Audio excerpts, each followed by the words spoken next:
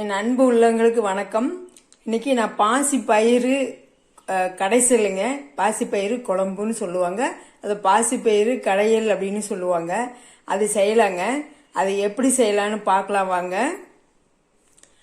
இது இந்த டம்ளர் ஒரு 200 கிராம் பிடிக்குங்க. இந்த டம்ளரில் 1 டம்ளர் நான் பாசி பயிர் எடுத்திருக்கிறேன். இப்போ இதை குக்கர் வச்சு குக்கரில் வறுத்துக்கலாங்க.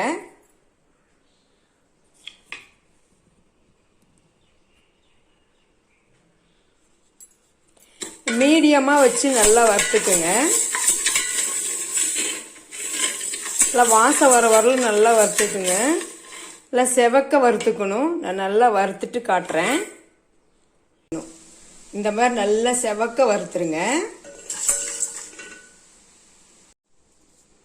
இப்போ இந்த பருப்புக்கு தேவையான தண்ணி ஊற்றிடலாங்க.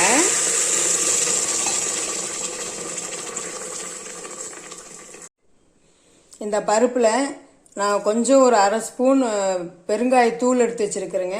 ஒரு 2 வரமிளகாய், ஒரு 5 பல்லு பூண்டு, ஒரு 5 சின்ன வெங்காயம் முழுசாக, ஒரு 5-6 மிளகு எடுத்து வச்சுருக்கேன், ஒரு தக்காளி கட் பண்ணி வச்சுருக்கேன். இப்போ இதெல்லாம் போட்டுடலாங்க.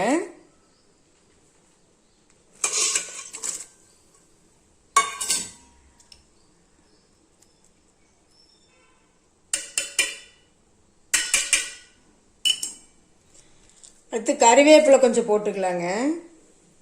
இந்த பருப்புக்கு தேவையான உப்பு போட்டுக்கலாம்.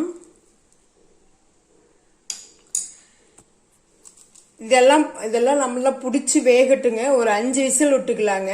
நம்ம கடாயில் தான் பருப்பை வறுக்கணுங்கிறது இல்லை, குக்கர்லேயே வறுத்து நம்ம அதுக்கு அளவு தேவையான தண்ணி ஊற்றி ஒரு 5 விசில் விட்டுறலாங்க. அதுக்கப்புறம் நம்ம எடுத்து பார்க்கலாம். கொஞ்சம் மஞ்சத்தூள் கொஞ்சம் போட்டுக்கலாங்க, ஒரு 1/2 ஸ்பூன் மஞ்சத்தூள். அப்புறம் பருப்பு வேகிறதுக்கு விளக்கெண்ணெய் கொஞ்சம் ஊற்றிக்கலாங்க. விளக்கெண்ணெய் ஊற்றிங்கன்னா நல்லா வெந்து வரும்.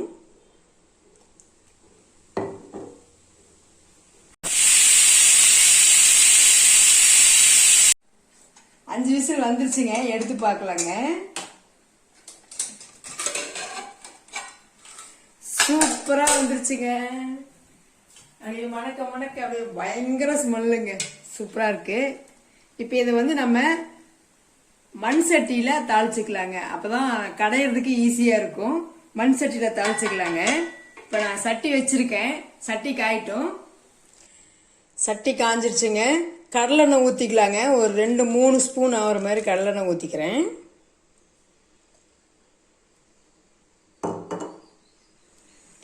எண்ணெய் காஞ்சிருச்சுங்க. இதில் ஒரு 1/2 டீஸ்பூன் வரக்கொத்தமல்லி, ஒரு 1/2 டீஸ்பூன் ஜீரகம், ஒரு 1/2 டீஸ்பூன் கடுகு போட்டிருக்கேன். இதெல்லாம் போட்டுக்கலாங்க. நல்லா போட்டு பொரியட்டும். இதெல்லாம் பொரிஞ்சிருச்சுங்க. இதில் ஒரு கருவேப்பிலை கொத்து போட்டுக்கலாம்.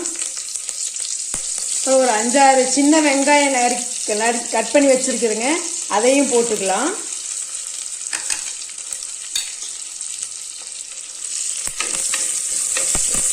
நல்லா இந்த வெங்காயத்தை நல்லா வதக்கிக்கலாங்க.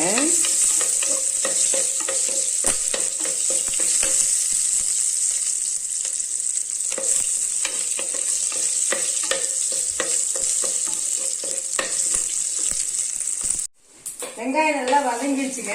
இப்போ நம்ம குக்கர்ல வேக வச்சு இல்லைங்களா, இது அப்படியே இந்த பருப்பு அப்படியே எடுத்து இதில் ஊற்றிக்கலாங்க. கொஞ்சம் குக்கரை கழுவி ஊற்றிக்கிறேங்க தண்ணி.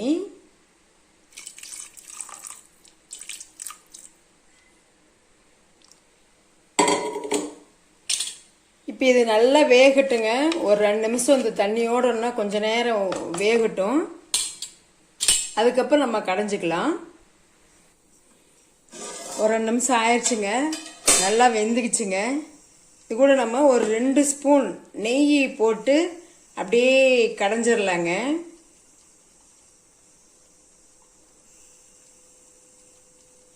நீங்கள் தாளிக்கும் போது நான் வேக வைக்கும் போதே 2 மிளகாய் போட்டேன். நான் கொஞ்சம் காரம் கம்மியாக தாங்க நான் வீட்டில் சாப்பிடுவாங்க. அதனால் உங்களுக்கு இன்னும் காரம் வேணும்னா தாளிக்கும் போது பச்சை மிளகாய் கட் பண்ணியும் போடலாம், அல்லது வரமிளகாய் ஒரு 2 வரமிளகாய் கிள்ளி விடலாம். நீங்கள் காரத்துக்கு தகுந்த மாதிரி போட்டுக்கோங்க. இப்போ நம்ம இதுக்கு ஒரு கடைசல் கொடுத்துடலாங்க. சட்டியில் கடைஞ்சா அப்படி சூப்பராக மண்மனம் மாறாமல் டேஸ்ட்டாக இருக்குங்க.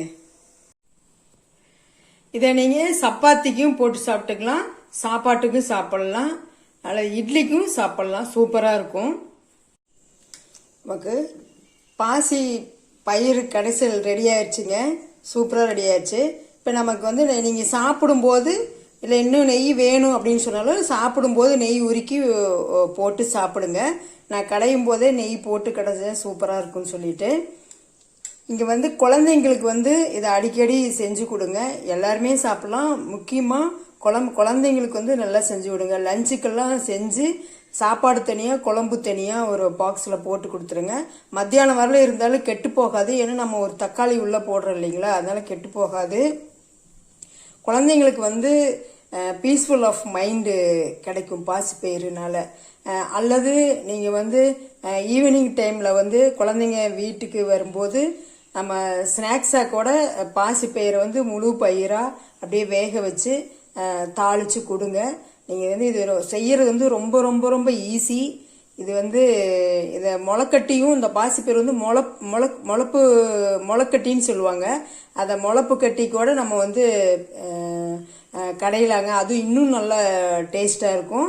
இதே டேஸ்ட் தான், அது ஒரு மாதிரி ஒரு டேஸ்ட்டாக இருக்கும். நீங்கள் ரொம்ப ரொம்ப இந்த ரெசிபி செய்கிறது ரொம்ப ஈஸி. நீங்கள் செஞ்சு பார்த்துட்டு எப்படி இருக்குன்னு கமெண்ட் பண்ணுங்கள். தேங்க்யூ.